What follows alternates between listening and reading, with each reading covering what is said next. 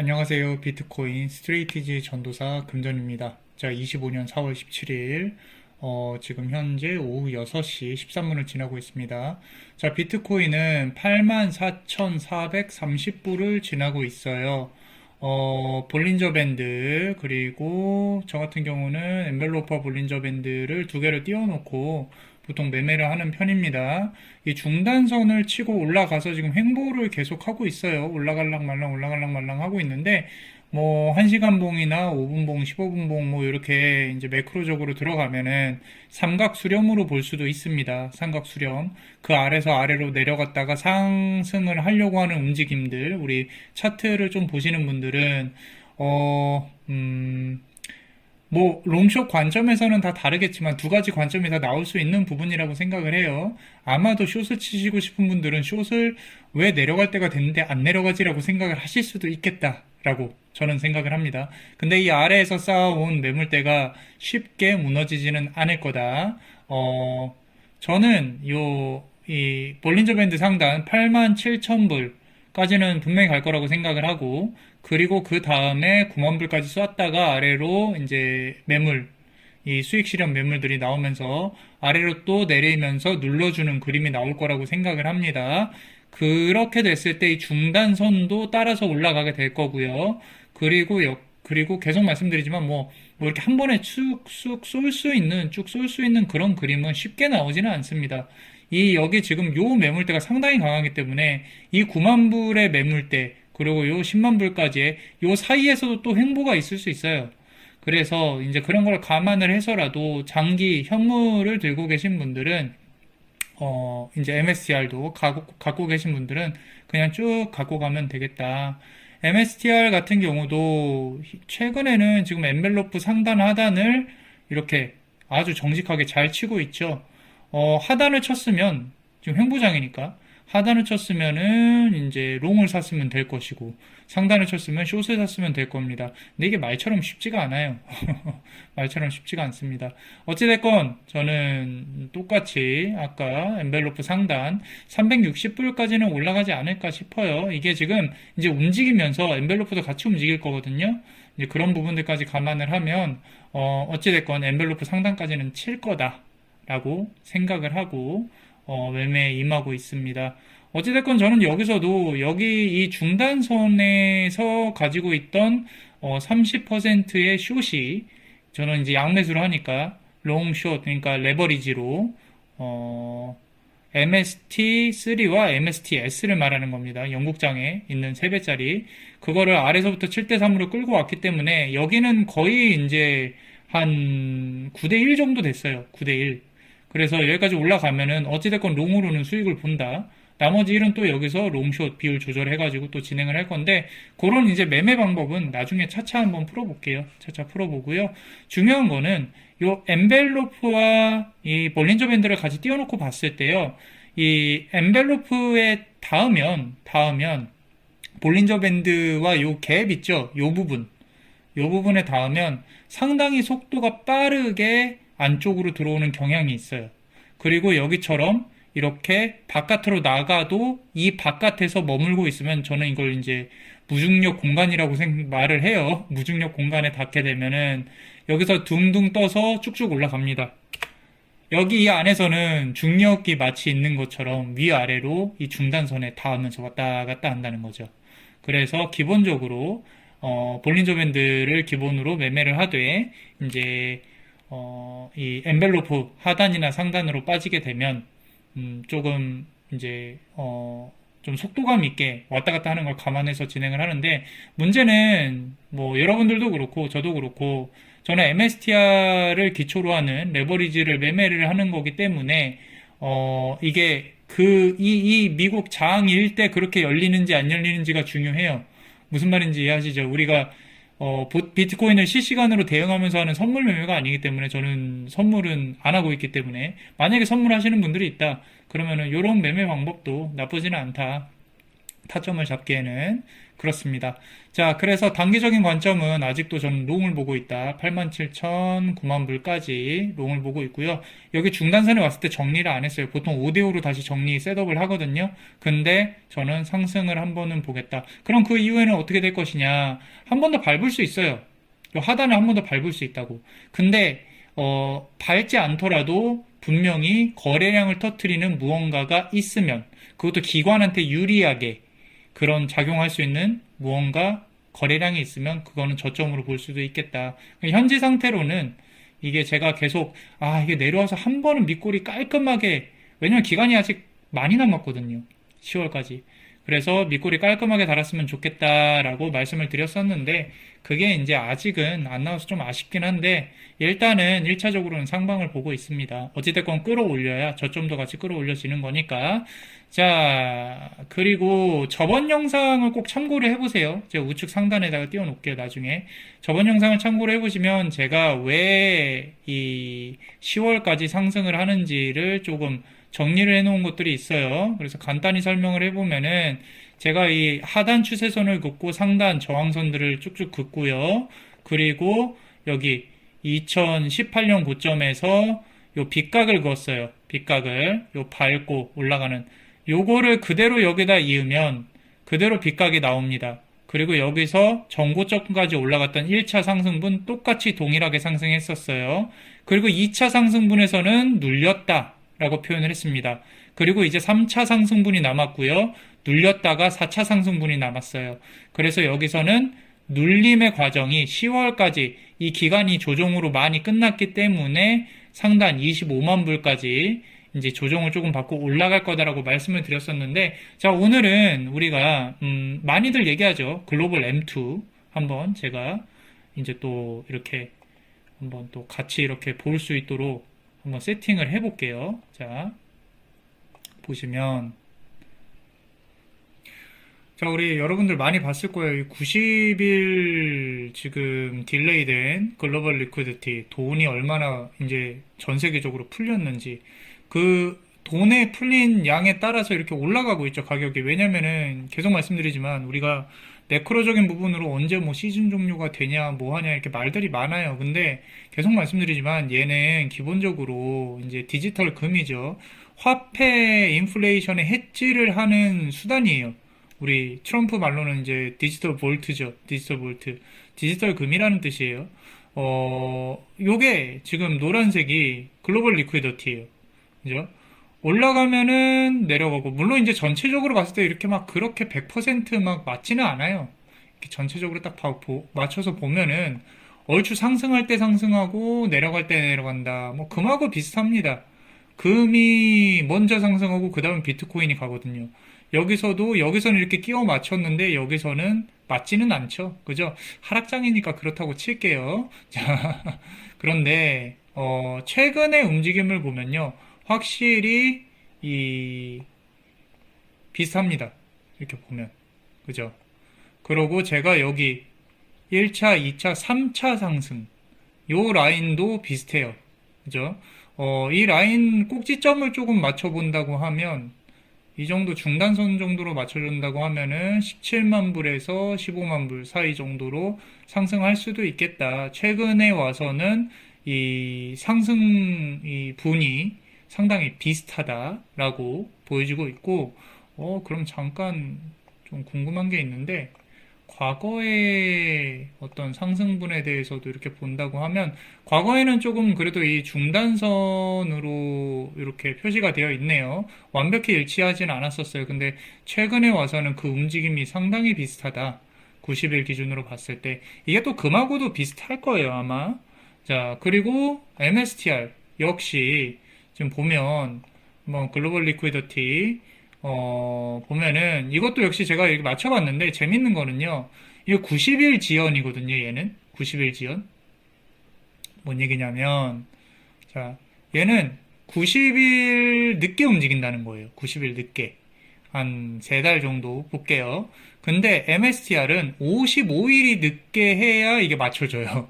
그만큼 비트코인보다 민감하다는 거죠. 민감해요. 그래서 좀 더 센시티브하고 이미 요거에 따르면 상승장으로 진입은 했다. 제가 아까 하락을 한 번 더 깔끔하게 밑꼬리가 달린 거래량이 제발 나와줬으면 했는데, 요거에 따르면은 이 바닥을 한번 보지 않고, 한 번 더 보지 않고 위로 쏠 가능성도 있다라고 보여지고 있고요. 요 선들 있잖아요. 요 선들이 이제 상승을 예측하는 그런 선들이에요. 아까 1차, 2차, 3차. 이게 지금 앞선 영상에서도 제가 말씀드렸듯이 눌려 있어요. 1차는 기가 막히게 비슷하게 갔거든요. 근데 2차에서 원래 여기서 이렇게 눌렸다가 쭉 가야 돼요. 가야 되는데 2차에서 눌렸고 요만큼밖에 못 올랐고 3차에서도 더 오를 거다. 3차. 이 눌린 만큼의 반영일 거다. 그래서 저는 보수적으로 매번 말을 하고 있습니다. 여러분들 25만 불이 제가 또 희망회로 돌리네라고 말하지만 저는 계속 말씀드리지만 좀 보수적으로 말씀드리는 거예요. 이 이상으로 올라설 수 있다. 어, 이게 지금 우리가 모두가 보고 있는 것들이 가장 중요한 거는 글로벌 리퀴디티. 그러니까 돈이 풀리는 거. 무제한으로 돈을 계속 찍어내고 있으니까, 이제 부채 한도 협상이 되면은 또 돈을 또 찍어낼 거예요. 그리고 지금 이제 어제 파월이 한 말 중에 이따가 설명을 좀 더 드릴 건데, 파월이 한 말 중에 은행으로 하여금 이 지급준 비율에 대해서 조금 더 느슨하게 해주겠다라는 말은 돈을 더 풀겠다는 뜻이에요. 결국에는. 앞에서 금리를 내리지 않아도 돈을 풀 수 있는 방법은 어마어마하다는 거죠. 그러니까 결국에 돈은 풀리고 얘는 올라가요. 이제 올라갈 일만 남았어요. 이 매크로적인 부분에서 얼마나 이제 하락을 할지가 관건인 건데, 저는 일단은 당연한 상승을 봅니다. 시즌 종료는 없어요. 시즌 종료는 여기 10월이나 가야 있는 거지. 자, 오릅니다. 올라요. 너무 걱정하지 마세요. 잔소리 들으면서 힘들어 하실 우리 모든 여러분들 오릅니다. 걱정하지 마시고요. 그리고 이 지금 이 MSTR 같은 경우는 이 부분 있죠. 이 부분. 자, 어떤 부분을 말씀을 드리냐면 우리가 1차 상승을 하고 나서 여기 2차 상승분을 그려놓은 거고 그 다음에 이제 3차 상승이 여기까지 갈 수 있다. 이것도 더 올라갈 수도 있는데 지금 보시면은 1차 상승분 여기 공매도 때린 부분부터 여기까지요. 여기까지. 여기까지는요, 잘 들으세요. 하락장을 반영을 했어요. 심리가. 그렇기 때문에 더 내렸어요. 더 내렸고, 지금은 상승장을 여기서부터 밟고 올라간, 여기 두 번의 이 부분 동안은 상승장을 반영을 했어요. 무슨 얘기냐면, 여기선 더 내렸고, 여기선 지금 더 오르는 중이라는 거예요. 더 오르는 중. 지금 실제로 보시면, 요 라인이 원래, 여기 요 하단 라인, 요 라인이 자, 이 라인이 비트코인으로 치면 90K 라인이에요. 이미 90K를 넘어선 지점이에요, 여기가. 마이크로 스트레이티지가. 그러니까 제가 저번에도 말씀드렸죠. 이거 지금 폭이 잘 보세요. 지금 여기가 보세요. 우리가 지금 84 라인이잖아요. 84K 라인. 여기서부터 여기까지 몇 퍼센트인지 봅시다. 고점에서 여기까지. 21%, 21%. 그런데 지금 마이크로 스트레이티지는요. 자, 이 보면은 거의 뭐 한 18%, 17%밖에 안 된단 말이에요. 그러니까 상승을 반영을 하고 있다라고 말씀을 드릴 수가 있어요. 이미 요 매물대 위로 올라섰어요. 이 스트레이티지는 좀 매물대라고 하긴 좀 그런 게 비트코인이 올라갈 것 같으면 더 오르고 내릴 것 같으면 더 내리고 그런 부분인 거죠. 그래서 나중에 정말 상승장에 돌입을 했다라고 하면은 진짜 어떻게 움직일지 모르는 그런 이제 고무줄처럼 앞서 계속 말씀드린 것처럼 고무줄처럼 늘어나는 그런 장점이 있는 주식이다. 그렇다고 해서 그러면은 좀 뭐 변동성이 높냐 안 높냐라고 얘기를 하면요. 저는 과감히 그렇게 얘기합니다. 어디 가서 야 스트레이티지 사. 스트레이티지 괜찮은 것 같아. 스트레이티지 사라고 말할 때 이거 위험한 거 아니야? 그러면서 너 뭐 들어갔는데 테슬라라고 하면은 테슬라보다 안전해. 라고 얘기해요. 자, 비트코인의 흐름을 알면 테슬라보다 안전한 주식이다. 자, 왜 그렇게 얘기하는지 이따가 이제 좀 설명을 드릴게요. 자, 이제 우리 마이크로 스트레이티지 관련해서 이제 좀 거시적인 부분을 본다고 하면, 현재 53만 1000개 이상을 보유하고 있죠. 그죠? 좀 더 크게 보여드릴게요. 자, MSCR 당연한 얘기죠. 스트레이티지의 성장 전략은 비트코인 중심입니다. 세계 최고의 가치 저장 수단, 디지털 금으로 보고 있고요. 자, 거의 뭐 이제 장기 투자를 실천을 하고 있죠. 그죠? 자, 근데 여기서 우리가 봐야 될 게 샤프 레이티오라는 게 있어요. 레이시오. 샤프 레이시오. 이게 뭐냐면요. 이제 최근에 나온 말인데 이 비트코인이 나스닥 하락에도 방어가 상당히 크게 잘 되고 있어요. 그러다 보니까 MSCR도 상승장이라고 판단하고 이 스트레이티지의 하락분을 모두 다 반영은 하고 있지는 않아요. 그렇게 본다고 하면 MSCR은요. 지금 테슬라보다도 높은 샤프 레이티오 1.3으로 조금 수익은 크고 리스크는 적다. 쉽게 말하면. 자, 그래서 샤프 비율이 그럼 뭐냐라고 조금 설명을 드리면 제가 이제 또 열심히 공부를 해봤습니다. 저도. 자, 샤프 레이티오는 이제 금융 관련 이제 용어죠. 리스크를 감수하고 얻은 효율적인 수익이 얼마나 되는지 보여주는 점수라고 합니다. 자, 예를 들어서 A가 주식 투자로 1년에 10% 수익을 얻었어요. 근데 얘는 하루에도 10%씩 출렁거리는 매우 위험한 종목이에요. 근데 어찌됐건 10%를 벌었어요. 근데 다른 친구는 연에 7%의 수익을 얻었어요. 근데 이거 매우 안정적이라서 매일 변동이 거의 없어요. 그때 샤프 비율이 등장을 합니다. 얼마나 위험한가를 감안을 했을 때 수익이 과연 합리적인가를 측정하는 거래요. 무슨 얘기냐면 자, 사과 따기 게임을 생각을 해보면 A는 높은 사다리를 타고 큰 수익을 땄어요. B는 낮은 사다리를 타고 작은 사과를 땄어요. 누가 더 잘한 건지 한 칸의 사다리로 올랐을 때 몇 개 사과를 땄냐는 걸 측정을 해보면 자, 내 수익률 빼기 안전한 투자 수익률. 여기서 안전한 투자 수익률이라 함은 은행 예금처럼 그냥 순이익, 은행 예금 수익이 아니라 은행 예금이나 채권처럼 안전한 수익을 말하는 거예요. 그거에 대한 이제 내 수익률에서 뺀 거니까 순이익이죠. 그게 수익의 불안정성, 표준 편차로 나눈 값이에요. 자, 쉽게 말하면요. 이 숫자가 이제 크면 클수록 괜찮은 투자라는 거예요. 왜냐면 이 숫자가 크다는 뜻은 내 수익률이 높다는 뜻이거든. 불안정성에 비해서. 불안정성이 크잖아요. 그럼 이 숫자가 적어지는 거죠.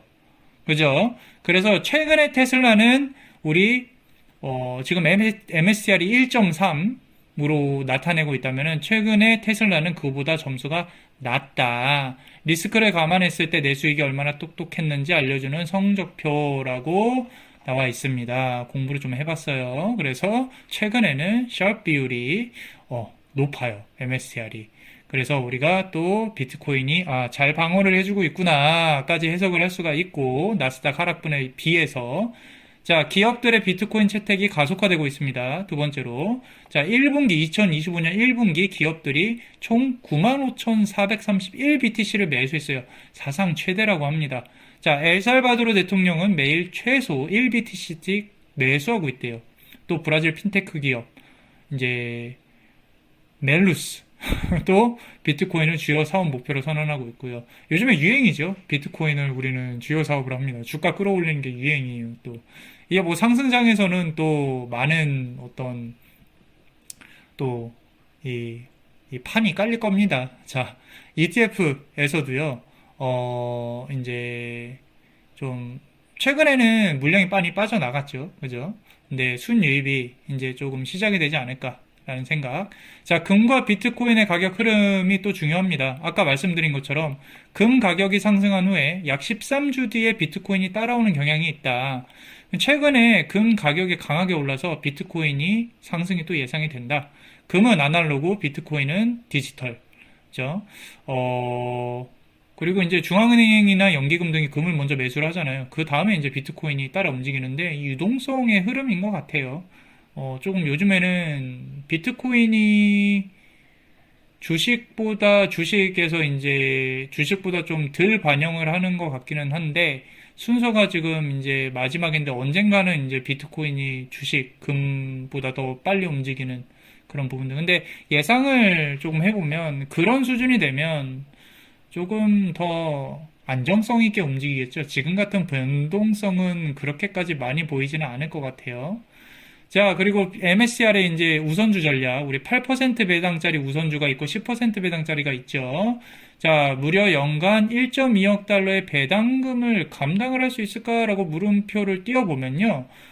하는 게 많습니다. 그래도 뭐 많다라기보다는 비트코인 말고도 모르고 계셨죠. 소프트웨어 사업 하는 회사예요, 여기도.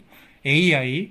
그래서 6, 7천만 달러의 현금이 창출이 되고 있다. 캐시플로우가 있다. 그리고 ATM at the market selling이죠. at the market. 그러니까 시장가 유상증자로 소규모 주식을 매도할 수 있어요. 뭐 주식에 크게 영향 없이. 그래서 자금 조달을 할 수 있다. 어, 우선주라고 하면은 이제 뭐 다들 아시겠지만 안정적인 배당을 원하는 투자자죠. 그죠? 그리고 이렇게 이제 사채나 전환사채나 우선주로부터 나오는 이제 아비트라지 매매도 있죠. 그렇기 때문에 계속 말씀드리지만 마이클 세일러는 변동성을 판다. 위아래로 치는 변동성을 판다. 예전에 인터뷰에서 그러면은 지금 상황에선 숏을 치면 될까요? 그때 당시에는 상승할지 하락할지 모르니까 최근 한 몇 달 전 인터뷰였는데 그때 마이클 세일러가 그랬어요. 자신 있으면 쳐라. 그 말은 뭐냐면은 나는 하우스를 운영을 하겠다. 너희들이 변동성을 만들어 줄 테니까 숏이든 롱이든 치면서 왔다 갔다 해라. 근데 이번 상승장에서는 주식이 비트코인이 상승한 걸 기대를 하니까 현물하는 사람들은 계속 가지고 있으면 된다. 우리 레버리지 하시는 분들은 숏도 조금 생각을 해보세요. 롱만 생각하지 마시고. 자, 왜냐면은 감가가 되잖아요. 감가가. 이제 그런 부분을 좀 생각을 하자라는 겁니다. 자, ATM. 오퍼링. 이제 지금 보면은 현재의 유동성으로 치자면요. 정말로 이 지금 매년 갚아야 되는 그럼 전환사채 금액이라든지 이자라든지 이런 부분들을요. 몇 분간 매도만 해도 1년치 자금 조달이 가능하다 정도의 유동성이 있다라는 거예요. 이 MSTR에. 그리고 이제 핵심 전략을 조금 요약을 하자면요. 우선주로 자금을 끌어서 즉시 비트코인을 매수를 하고요. 그러면서 주당 비트코인 개수 사토시가 얼마나 늘어나는지를 체크를 해보면은 꾸준히 늘어나고 있습니다. 자, 주식 수가 중요한 게 아니에요. 이게 가끔 보면은 당연히 주식을 발행을 하니까 주가가 내려가지. 그건 맞는 말이에요. 근데 우리가 상승한다는 걸 감안을 해보면은 상승장에서는 이 주당 비트코인 가격, 비트코인 양, 그게 가장 중요하다. 그거는 꾸준히 상승을 하고 있다. 자, 장기 보유로 비트코인 가치가 상승하면 배당금보다 더 큰 자산 증가를 기대할 수 있다. 이거 무슨 얘기냐면요. 우리가 이제 배당주를 사잖아요. 그죠? 그러고, 그거를 기반으로 비트코인을 사면 주식이 올라가요. 비트코인이 상승을 해요. 그러면은 그때 샀던 비트코인의 상승분이 이제 배당금으로 내가 갚아야 될, 이제 회사 입장에서 갚아야 될 부분보다 더 큰 자산의 증가를 기대를 할 수 있다라는 거예요. 앞서서 미국에서 지금 기획하고 있는 예상이죠, 예상. 이제 어떤 계획하고 있는 채권의 형식이 비트코인 연동 채권인 거예요. 이 채권을 판 금액만큼 비트코인을 구입을 하고 비트코인이 상승을 하면 그 차액만큼의 수익을 얻을 수 있다라는 거죠. 그래서 채권 발행의 기준을 비트코인과 연동시킨다 이런 부분도 있습니다. 그거랑 비슷한 거예요. 비슷한 거. 이 MSTR이 나라 우리 미국이 된 거만 밖에 이렇게 바꾸기만 하면은 좀 더 이해가 될 거다라는 거죠. 자, 그리고 뭐 미국에서 전략적 비트코인 비축 이 방안이 언제쯤 나올까라는 걸 고민을 해보면 아무래도 이제 중국과의 이 무역 마찰이 조금 해결되는 부분일 때 그때 좀 나오지 않을까. 그 이후에 저번 트럼프 임기 때도 이 중국과의 무역 마찰을 결국에는 끌고 가다가 해결을 하고 주가가 30% 이상 뛴 적이 있었어요. 그죠? 그래서 그때랑 지금이랑 뭐 상황이 좀 뭐 다른 것도 있고 같은 것도 있지만 일단은 전략적 비트코인 비축은 지금 당장 나오기는 힘들겠죠. 이제 판을 짜고 있는 부분인 거고요. 하지만 언젠가는 나옵니다. 나와요. 국가가 보유하는 자산으로 과거에는 금, 지금은 이제 비트코인도 추가로 해서 디지털 시대의 금고의 개념이라고 나와 있습니다. 예전에는 전통적으로 60, 40%, 그죠? 주식 60, 채권 46대 4인데, 요즘에는 이런 전략이 이제 비트코인을 대한 자산으로 조금 포함하는 경향이 증가하고 있다라는 거죠. 금이 비트코인보다 앞선 거는 이미 이제 선점을 한 것 뿐이죠. 그러고 이걸 생각을 해보셔야 돼요, 여러분들. 금광이 이 지구 전체적으로 봤을 때 더 이상 안 나온다라고 장담을 할 수가 없어요. 이제 제가 금에 대한 전문가는 아니지만 얼마 전에도 금광이 또 발견됐고 금광이 또 계속 발견이 된단 말이죠. 그러고 비트코인이 지금은 여러분들이 비트코인을 하고 MSTR을 사시고 그리고 MSTR 레버리지까지 하시는 분들이 계시고 자 주변을 좀 둘러보세요. 둘러보시면 아직도 비트코인에 대해 뭐가 뭔지 모르시는 분들이 많아요. 지금이 기회라는 거예요. 그래서 10년 후, 20년 후가 돼도 비트코인에 대해 모르는 사람들도 있겠지만, 그런 사람들이 모두가 이 비트코인에 대해서 알게 됐을 때, 또는, 거기까지 갈런지는 모르겠지만, 결제수단으로까지 활용을 하게 됐을 때, 그때는 이미 이제 비트코인이 우리가 한계에 우리가 살 수 없는 영역, 개인이 온전히 한계를 살 수 없는 영역까지 도달을 했을 가능성이 높습니다. 항상 말씀드리지만, 인간이 생각할 수 있는 금액까지는 올라갑니다. 비트코인은 그래요. 제가 봤을 땐. 그래서 과연 만불까지 만불 아래일 때 만불 갈까? 라고 해서 만불 찍었어요. 그 다음에 10만 불 갈까? 결국엔 10만 불 찍습니다. 그죠? 100만 불 갈까? 100만 불 찍어요. 아직 1000만 불에 대한 얘기는 안 나오잖아요. 거기까지는 모르겠어요. 그래서 우리가 또 매번 말씀드리지만 이 비트코인은요, 이 시장의 흐름에 맞춰서 자기가 이렇게 알아서 갑니다. 멘탈의 문제예요, 우리의 멘탈의 문제다라는 거죠. 자, 기사를 조금 요즘에 나온 기사들을 조금 볼게요. 우리 미국에서 요즘에 국채 관련해서 제가 계속 말씀드리는 것 중에 하나가 트럼프는 국채가 해결이 돼야 된다라는 거죠. 지금 이 모든 쇼들은 국채 판매를 위해서 이러는 거예요. 국채 문제를 해결하려고. 그리고 이제 부채 한도 협상까지 매번 나오는 얘기죠. 미국이 뭐 파산한다. 말도 안 되는 소리죠. 그죠? 어떻게든 부채 한도 협상 될 거고, 그 다음에 국채 관련해서 해결을 해야 되는데, 최근에 중국이 미국 국채를 팔아서 그런가 좀 혼란이 있었다. 국채 금리는 이상하게 떨어지는데 유동성은 여전히 부족하다라는 거예요. 이때 여기서 이제 최근에 베센트, 요즘에 베센트한테 맞서지 마라. 베센트가 아주 잘 나갑니다. 아니요, 중국이 국채 안 팔았어요. 라고 말한 기사가 공개적으로 해명한 기사가 나왔어요. 자, 핵심 포인트는 이겁니다. 중국은 미국 국채를 정말 안 팔았을까? 과거에 중국이 외환 보유고로 미국 국채를 대량 보유하고 있었고요. 자, 이것도 비상시에 좀 쥐고 흔들라고 한 것도 있었을 것 같아요. 정치적 이슈가 있을 때 종종 매각하잖아요. 그죠? 그래서 최근 유동성 부족과 금리 변화 때문에 중국이 또 판 거 아니냐라고 하니까 재무부는 그런 거 없다. 지금 조금 중국 편을 들어주기는 하는데 아마도 협상 시작하기 전에 좀 봐주고 있는 것 같아요. 자, 미 재무부가 그래서 국채 관련해서 만약에 팔거나 국채가 불안하면 이 국채가 불안정하면은 국채 산 사람들은 국채 소비자들 뭐 이렇게 주요 고객들이 불안할 수 있잖아요. 그래서 자, SLR 규제를 완화하겠다. Supplementary Leverage Ratio죠. 자, 은행 자기 자본 대비 자산 비율을 이제 내가 조금 느슨하게 해주겠다. 무슨 얘기냐면요. 은행이 몸이 사리지 않도록 시장에 돈이 안 돌지 않도록 조금 느슨하게 해주겠다라는 거예요. 이 비율을. 그래서 자기 자본 대비 자산 비율을 조금 검색해 보시면 이해가 좀 되실 겁니다. 그래서 은행한테 유동성을 공급해서 조금 더 숨통이 튀게 해주겠다라는 겁니다. 이런 부분들이 금리를 내리지 않아도 돈을 돌게 만들 수 있는 것들이에요. 그리고 바이백. 검토하는 거죠. 과거에 발행했던 국채를 다시 사들이는 방식이에요.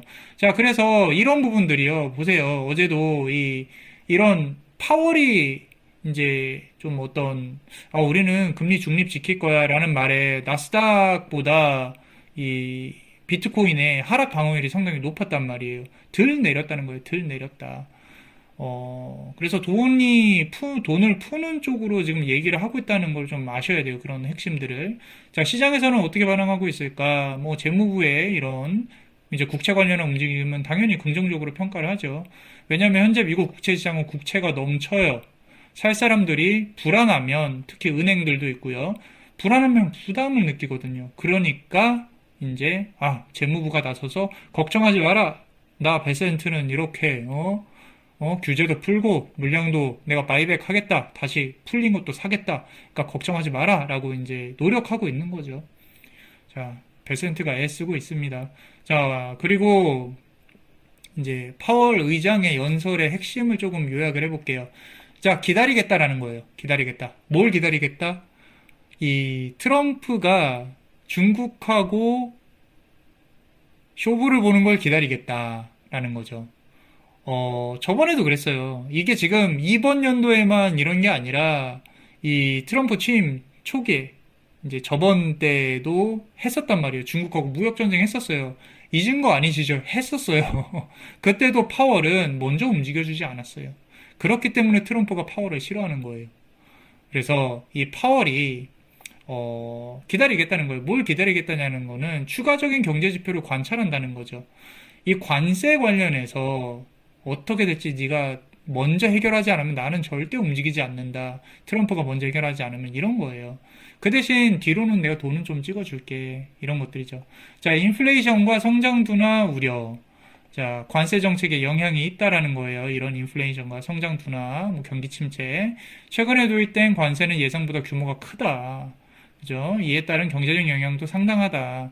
관세로 인해서 단기적인 인플레이션이 상승하고 경제 성장이 둔화될 가능성이 있다. 있습니다. 확실히. 근데 이제 지금 주가는 모르겠어요. 주가가 내려가는 거를 트럼프는 신경을 쓰지는 않는 것 같아요. 대신에 어차피 올릴 거니까 뒤에 가서 대신에 국채금리에 상당히 민감하게 지금 하고 있습니다. 그래서 국채금리도 잡을 겸 저번에 이제 트위터로 주식 사기 아주 좋은 날입니다. 라고 날려버리죠. 그죠? 이제 그만큼 국채에 조금 민감하다는 거예요. 자, 그래서 이중 목표의 긴장, 인플레이션과 고용 사이의 균형을 잡아야 되는데 연준의 이중 목표인 물가 안정과 최대 고용 사이의 긴장이 발생할 수 있다. 관세로 인해서 인플레이션이 상승하고 동시에 경제 성장이 둔화되면 두 목표를 동시에 달성하기 어려운 상황이 올 수 있다라고 이제 말을 했고요. 이게 지금 트럼프가 가끔 파월을 공격을 할 때 최근에도 파월 잘라버린다 뭐 이런 것들에 대해서 압박을 했었는데 그런 부분들이 결국에는 이제 이 파월이 이게 지금 한 달 전 수치로 본단 말이에요. 이미 이 인플레이션 수치나 이런 것들이 많이 낮아졌는데 금리를 왜 안 내리냐라고 압박을 한단 말이에요. 저번에도 그렇고 이번에도 똑같아요. 그래서 이게 시간차를 두고 이런 건데 지금 이 파월은 트럼프가 관세 문제를 해결하지 않으면 이 연준의 개입은 기대하지 마라. 대신에 돈은 준비돼 있다. 돈은 준비돼 있다. 은행을 통해서 또는 언제든지 그런 어떤 경기 침체의 이슈가 보이면 바로 투입을 하겠다라는 거죠. 그래서 조금 기다려 봐야 된다. 이번 5월은 이제 중립금리를 하게 될 가능성이 높죠. 그죠? 그렇다고 해서 비트코인이 막 떨어질 거다, 그러지는 않을 것 같아요. 오히려 6월 이제 이 다음에 금리 결정할 때까지 상승을 그 기대감으로 상승하지 않을까라고 생각을 합니다. 자, 그래서 많은 내용들을 말씀을 드렸는데 저번에 제가 비트코인이 왜 상승을 하는가에 대해서 뭐 이렇게 많은 분들이 봐주셨어요. 그래도 구독자도 좀 늘었고 구독자가 조금 더 늘었으면 좋겠습니다. 구독과 좋아요 많이 부탁드리고요. 여러분들 항상 이 계좌에 꼭 금전, 운이 가득 차기를 그리고 돌부처처럼 상승 끝까지 다 먹기를 같이 한번 좀 노력해 보셨으면 좋겠어요. 자, 여러분들 힘내시죠. 같이 우리 이번 연도 말에 그리고 하락장의 인버스까지 다 같이 먹고 내년에 웃을 수 있는 그런 구독자 그리고 저 금전이 됐으면 좋겠습니다. 감사합니다.